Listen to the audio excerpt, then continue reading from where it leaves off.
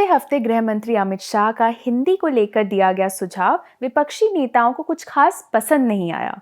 शाह ने हाल ही में हिंदी भाषा को अंग्रेजी का विकल्प बनाने की बात कही थी, जिस पर कई विपक्षी नेताओं ने उनकी आलोचना की। क्या है पूरा मामला और हमारा कॉन्स्टिट्यूशन हमारी ऑफिशियल भाषाओं के बारे में क्या कहता है, मैं आपको बताऊंगी केवाईसी के इस एपिसोड में। अब हमारे संविधान की 8वीं अनुसूची में 22 प्रादेशिक भाषाएं मान्यता प्राप्त हैं। शुरुआत में इस अनुसूची में 14 भाषाएं थी, लेकिन संशोधनों के माध्यम से इस लिस्ट में कई और भाषाएं शामिल की गई, जैसे कि सिंधी, कोंकणी, मणिपुरी, नेपाली, मैथिली। ऐसे करते करते अब इसमें 22 भाषाएं हैं।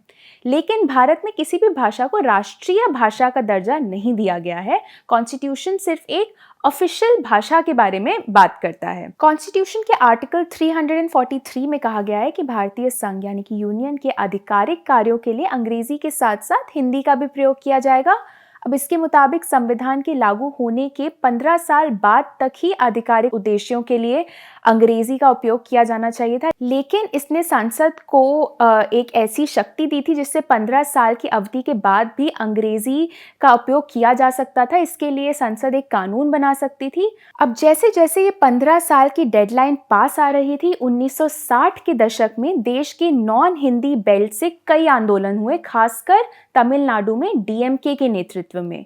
राज्य में हिंदी थोपने के खिलाफ हिंसक छात्र आंदोलन भी हुए, जिसमें हिंदी पर द्रविड़ संस्कृति में घुसपैठ करने के लिए आर्यों का एक उपकरण होने का आरोप लगाया गया। इसके चलते 1963 में जवाहरलाल नेहरू सरकार ने फिर आधिकारिक उद्देश्यों के लिए अंग्रेजी जारी रखने के लिए एक कानून बनाया, ऑफिशियल लैंग्वेजेस एक्ट। अब इस समय इस लॉ का सेक्शन 3 इसी बारे में बात करता है। और इसके अलावा ये कानून विशेष रूप से ये कहता है कि केंद्र और वो राज्य जिसने हिंदी को अपनी आधिकारिक भाषा के रूप में नहीं अपनाया है, इन दोनों के बीच, केंद्र और ऐसे राज्य के बीच बातचीत के लिए अंग्रेजी भाषा का भी उपयोग किया जाएगा। ये कानून ऐसी परिस्थिति के बारे में भी बात करता है जिसमें एक राज्य जिसने हिंदी को अपनी आधिकारिक भाषा के रूप में अपनाया है और एक तरफ दूसरा राज्य जिसने हिंदी को अपनी राजभाषा के रूप में ना अपनाया हो।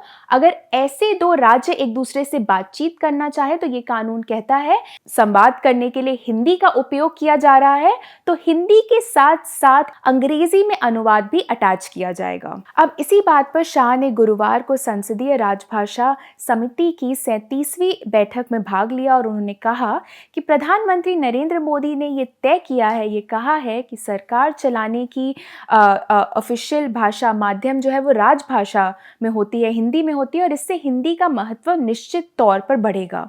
उन्होंने कहा कि अब ऑफिशियल भाषा को देश की एकता का महत्वपूर्ण अंग बनाने का समय आ चुका है। उन्होंने इस बात पर भी जोर दिया है कि अलग अलग राज्यों के नागरिक जब आपस में बातचीत करें तो वो भारत की भाषा में हो, अंग्रेजी में नहीं हो, हिंदी में हो। लेकिन उन्होंने ये जरूर स्पष्ट किया है कि हिंदी की स्वीकार्यता स्थानीय भाषाओं की नहीं बल्कि अंग्रेजी के विकल्प के रूप में होनी चाहिए। लेकिन शाह के ये बयान आते ही देश भर में हंगामा बरप गया है। विपक्षी नेताओं ने शुक्रवार को शाह के बयान की तीखी आलोचना की और इसे भारत के बहुलवाद पर हमला बताया। कांग्रेस ने शाह पर हिंदी थोपने के प्रयास करने का आरोप लगाया। कांग्रेस नेता जयराम रमेश ने ये ट्वीट भी किया कि हिंदी राजभाषा है, न कि राष्ट्रभाषा।